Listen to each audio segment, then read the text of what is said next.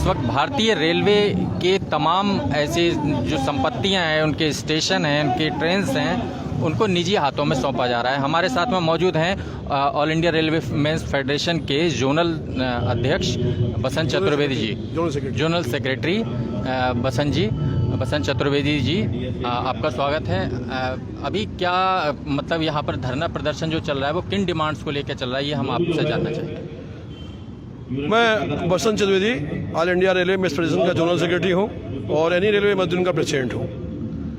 मौद्रीकरण के नाम पर रेलवे की परिसंपत्तियों को बेचे जाने के विरोध में पूरे हिंदुस्तान में all India railway men's federation ने आज 8 तारीख को शाखा स्तर पर, मंडल स्तर पर और मुख्यालय स्तर पर धरना, जुलूस प्रदर्शन और गेट मीटिंग करने का ये फैसला लिया। अभी आपने 3 दिन पहले पढ़ा होगा, निर्मला सीतारमण जी ने एक बयान जारी किया। हमारी जो भारत की माननीय वित्त मंत्री हैं, उन्होंने एक बयान जारी किया कि हम लोग 1,59,000 करोड़ रुपए की परिसंपत्तियों को हम लोग बेचने जा रहे हैं, जिसमें रेलवे की संपत्तियां भी शामिल हैं। और उन परिसंपत्तियों को बेचने में उन्होंने जो अभी हमारे पास 400 स्टेशन, 256 गुड शेड, भारतीय रेलवे की कॉलोनियाँ, 15 railway stadium, 741 kilometre dedicated freight corridor, 4 पर्वतीय रेलवे और 90 पैसेंजर गाड़ियाँ, 1400 किलोमीटर ओएसटी ट्रैक और उसकी सामग्रियाँ, और हमारा जो कार्मिक विभाग है, जहाँ से सब लोगों की तनख्वाहें बनती हैं, सबसे बड़ा सारे विभागों का मिलाकर के एक विभाग है जो कार्मिक विभाग है, उस कार्मिक विभाग को समाप्त करने के विरोध में आज ये all India railway men's federation यहाँ पर ये प्रदर्शन कर रहा है। ये बात समझ में नहीं आ रही कि जैसे ये रेलवे के निजीकरण, उसकी संपत्तियों को निजी हाथों में देने बेचने की जो प्रक्रिया है, इसको लेकर काफ़ी समय से कोशिशें हो रही हैं। बल्कि तेजस एक्सप्रेस जब चलाई गई थी तब ये उसका एक पहला प्रैक्टिकल हुआ था एक तरह से, और 100 डेज एक्शन प्लान को लेके भी काफ़ी बातचीत चर्चा रही, विरोध प्रदर्शन भी होते रहे हैं इस दौरान। लेकिन ये विरोध प्रदर्शन क्यों इस स्तर पर नहीं पहुंच पाया कि मतलब ये नौबत आ गई? देखिए, हम लोग बराबर all India railway men's federation निरंतर ये प्रयास कर रही है कि किसी भी हालत में रेलवे की संपत्तियों को न बेचा जाए, और उसके पीछे सबसे मुख्य कारण यही है कि देखिए, आज अगर रेलवे को बेच दिया जाएगा तो ये देश किसी हालत में बचेगा नहीं, आपको बता रहे हैं, क्योंकि ये वजूद की लड़ाई है। आज रेलवे नहीं होती तो आप समझ सकते हैं इस देश की 25% से ज़्यादा आबादी भूख से मर गई होती। जिस कोरोना काल में पिछले 2 साल में जो कोरोना से दंश झेला इस देश ने, अगर हम नहीं होते तो दूध नहीं पहुंचता, हम नहीं होते तो कोयला नहीं पहुंचता, घरों में बिजलियां नहीं चल रही होती, हम नहीं होते तो खाद्य सामग्री नहीं पहुंच रही होती, सब्जी नहीं पहुंच रही होती, और हम अगर रेलवे नहीं होती तो पता नहीं कितने लोग ऑक्सीजन की कमी की वजह से मर गए होते। ये सबसे संचार का, यातायात का सबसे सुलभ और सस्ता साधन है, जिसे ये रेलवे को निजी हाथों में दे करके उसके औने पौने दाम में बेच करके और आम जनता के ऊपर एक भार आप देख रहे हैं कि जीरो लगा करके, चाहे वो स्पेशल ट्रेन बना करके, चाहे वो पूजा स्पेशल के नाम पर, फेस्टिवल स्पेशल के नाम पर 3 गुने 4 गुने किराए लिए जा रहे हैं। आज की डेट में एक ट्रेन में 188 रुपया किराया, उसी ट्रेन में 380 रुपया किराया है, दूसरी ट्रेन में खाली पूजा स्पेशल बना करके। तो ये गलत चीज़ें हैं। ये रेलवे के देश की संपत्ति है, कोई रेलवे हमारी संपत्ति नहीं है। जो 80% आबादी गरीब है वो किस में सफर करती? ट्रेन में सफर करती। और आप अगर उसको प्राइवेट हाथों में दे देंगे तो कहाँ जाएगी वो? और उसके किराए क्या होगा? स्टेशनों को बेच रहे हैं आप, जो 10 रुपए का प्लेटफॉर्म टिकट था आज 50 रुपए का प्लेटफॉर्म टिकट हो गया। लेकिन ये एक बड़ी अजीब सी बात है कि इस संपत्ति को बचाने के लिए जैसे नागरिक, बाकी जो आम नागरिक है रेलवे के अलावा जो किन्हीं और सेक्टर्स में है, जो भी हैं, लेकिन रेलवे की सभी यूनियनें किसी एक मंच पे क्यों नहीं है? देखिए, धीरे धीरे करके अभी all India railway men's federation के महामंत्री ने पहल की, सारी यूनियनों को एक मंच बनाया, सारे फेडरेशनों को मिला करके उन्होंने एक साथ शामिल करने का काम किया।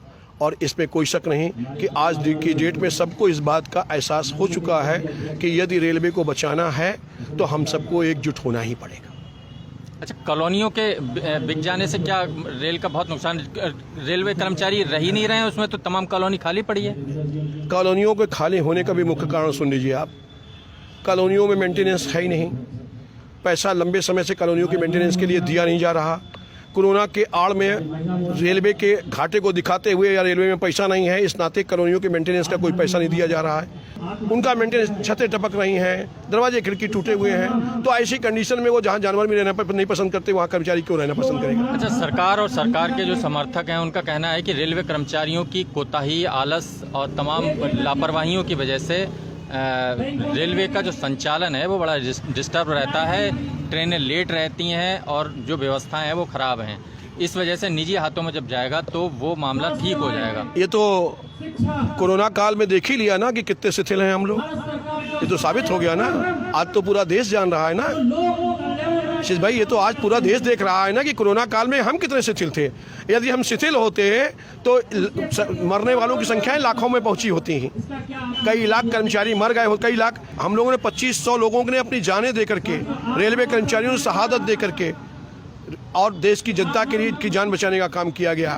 जो आपके ऑक्सीजन के कंटेनर ढोए गए, जो 3.5 करोड़ लोगों को जो अप्रवासी थे, जब सारी एजेंसी, सारे यातायात के साधन बंद हो गए और किसी सबने हाथ खड़े कर दिए तो केवल और केवल रेलवे सामने खड़ी होकर के आई और 3.5 करोड़ लोगों को पहुंचाने का काम किया गंतव्य तक। असल में ये जो प्रक्रिया कर रही है सरकार, इससे नागरिकों का कोई नुकसान नहीं होगा, रेल कर्मचारियों का नहीं होगा, बल्कि केवल जो यूनियन है केवल अपना झंडा गाड़े रहती हैं उनका नुकसान होगा, इसलिए वो परेशान हो रहे हैं। अभी आम जनता को इसलिए नहीं पता चल रहा कि अभी तक इंकलाब जिंदाबाद करके हम लोगों ने इन संपत्तियों को बेचने से बचा रखा है, जिसमें all India railway base federation की अग्रणी भूमिका है। जिस दिन ये संपत्तियां प्राइवेट हाथों में चली जाएंगी, जैसे कुछ स्टेशनों को उन्होंने दिया है, आज वहां पार्किंग के रेट घंटों के हिसाब से हैं। अब उन्होंने अभी वेटिंग रूम को भी लीज पर देने का काम किया, वो भी घंटों के हिसाब से। 2 घंटे के बाद आप रुकते हैं तो आपको इतने पैसे देने पड़ेंगे, आपको उसका चौगुना किराया देना पड़ता। तो ये तो धीरे धीरे करके अभी आम जनता को इसलिए पता नहीं चल रहा कि अभी उन संपत्तियों को अभी ऑल इंडिया रेलवे फेडरेशन ने इंकलाब करके रोका हुआ है। तेजस का किराया 3 गुना ज़्यादा था, शताब्दी से 5 मिनट के पहले केवल पहुँचती थी। मात्र 5 मिनट का अंतर था तेजस में और हमारी जो शताब्दी में, और 5 मिनट के अंतर में 3 गुना किराया दे रहा था। लोगों को समझ में आ गई। अच्छा, रेल कह रही है कि कुछ जगह हमारा 30-40% टिकट कम बिकते हैं, कई ट्रेनें ऐसी 500 ट्रेनों को हम बंद करेंगे हमारे साथ। और दूसरी तरफ बुलेट ट्रेन चलाने की बात हो रही है, तो इसका क्या मतलब? हम कह रहे हैं बुलेट ट्रेन में कितने लोग चलेंगे पहले ये देख लिया जाए, और उसमें आपने खर्चा कितना किया पहले ये देख लिया जाए। उसके एवज में वही पैसे को अगर यहाँ खर्च किया गया होता तो रेलवे का स्वरूप ही बदल जाता। दूसरी बात यह है कि आप ये कह रहे हैं जो ट्रेनें आपके घाटे में चल रही हैं, बहुत सारी ट्रेनें चल रही हैं जहाँ पैसेंजर बहुत कम है। हम कह रहे हैं हमारे जनरल सेक्रेटरी के साथ बैठिए ना, फेडरेशन के साथ बैठ के बात करिए कि कौन सी चीज़ें ऐसी हैं जिनको कि हम लोग जो है प्राइवेट एसेट्स में दे सकते हैं उनको। आपने सफाई का काम दिया, आपने कैटरिंग का दिया, आप इसके पहले कैटरिंग का दे चुके हैं, सफाई का काम भी आप लगभग दे चुके हैं। अब आप टिकट पर दांत लगाए हुए हैं, तो आप धीरे धीरे कार्मिक विभाग पर आप दांत लगाए हुए हैं, अकाउंट को आप बेचने की तैयारी कर रहे हैं। ये धीरे धीरे करके रेलवे की संपत्तियों को बेचने का काम कर रहे हैं। स्टीम इंजन वो भी नैरो गेज का चलता था, आज इलेक्ट्रिक इंजन चलता है और वो भी ब्रॉड गेज में चलता है। ये आज 1.5 करोड़ की आबादी प्रतिदिन रेलवे में चलती है, प्रतिदिन। आपको क्या लगता है ये इसको बचा पाने की स्थितियां होंगी, बन रही हैं? बिल्कुल होंगी। हम अपने प्राणों की बाजी लगा करके भी रेल को बचाएंगे। क्या करेंगे, मतलब all India railway men's federation की क्या जो हमें लोकतांत्रिक अधिकार प्राप्त हैं, हम उन लोकतांत्रिक अधिकारों को लेकर के और पूरे हिंदुस्तान की जनता को साथ में लेकर के, हिंदुस्तान की सारी फेडरेशनों को, ट्रेड यूनियन को लेकर साथ में लेकर के हम इंकलाब करेंगे और रेलवे को बिजनेस बचाएंगे। मतलब अधिकतम आपका कार्यक्रम क्या होगा? ट्रेन रोकना। हमारे पास और क्या विकल्प है? ट्रेन रोकने के अलावा और हमारे पास क्या रास्ता होगा? जब सारी ट्रेनें बंद रोकेंगे हम ट्रेन नहीं चलने देंगे अगर ये रेलवे को बेचा गया तो ऐसा होने की नौबत कब आएगी? क्योंकि इन्होंने तो घोषणा कर दी। नहीं, घोषणा की है ना, अभी कोई लागू तो किया नहीं। जब लागू करेंगे तब तो हम भाई तेजस के लिए हम लोग लाइन पर आए कि नहीं आए, तेजस रुकी कि नहीं रुकी, आखिर तेजस आज की डेट में बंद है कि नहीं है? तेजस तो अपने कारणों से बंद है। अपने कारणों से नहीं बंद है, इंकलाब जिंदाबाद से बंद है। अच्छा, इस मंडल में, इज्जत नगर मंडल में अगर कहें तो ऐसी कौन सी ट्रेनें हैं जिनको लगता है बहुत प्रभावित हो जाएंगे लोग? देखिए, इज्जत नगर डिवीजन में तो अभी हमारी ये छोटा सा सेक्शन है, कोई बहुत बड़ा सेक्शन नहीं है, बहुत लंबी दूरी गाड़ियाँ नहीं। हमारी एक बांद्रा गाड़ी है, कानपुर जो है वो आपका लाल कुआं हावड़ा है, तो जो वीकली चलती थी, अभी इस समय नहीं चल रही, लेकिन हमारा सिर्फ ये कहना है कि आईजन नगर डिवीज़न में छोटी छोटी दूरियों की गाड़ी हैं, जो छोटे छोटे पैसेंजर हैं जो गंतव्य तक पहुंचते हैं। बसों में जाते हैं, आप बहेड़िया किराया बस का कितना है और हमारे रेल का किराया कितना है। तो ये गरीब जनता के लिए एक सुलभ साधन है वहाँ तक पहुँचने के लिए। तो क्या आप लोग भी कुछ ऐसा करने जा रहे हैं जैसे किसान दिल्ली में कर रहे हैं? समय आएगा तो वो भी करेंगे, समय आएगा तो वो भी करेंगे। तो हमारा नेतृत्व तो फैसला करेगा ना। ऑल इंडिया रेलवे मेट्रोपॉलिटन का महामंत्री जो फैसला करेंगे, उनके अध्यक्ष जो एन कन्हैया जी हैं जो फैसला करेंगे, शिवकुमार मिश्रा जी जो फैसला करेंगे, एयरपोर्ट उसको मानेगा, उसका एक एक कैडर मानेगा। ठीक, धन्यवाद भूषण जी।